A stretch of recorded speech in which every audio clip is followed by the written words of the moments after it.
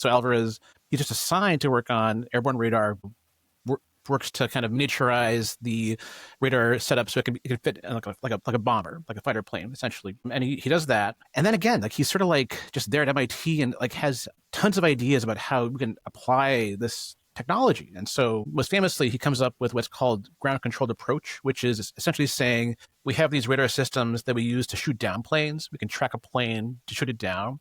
We can use the same exact system to track a plane to help it land. So if like it's poor, weather conditions or night conditions where the visibility is limited, we can actually have a controller on the ground guiding the pilot verbally down to a safe landing using radar information from, like tracking the plane. And again, this seems like pretty obvious, but Alvarez is the first person to like actually say, no, this is like an important part of the war effort. I'm going to like devote my time to this problem. And so he actually spends, a lot of time and money like developing this system, which ends up being, I think, very useful during the war and afterward.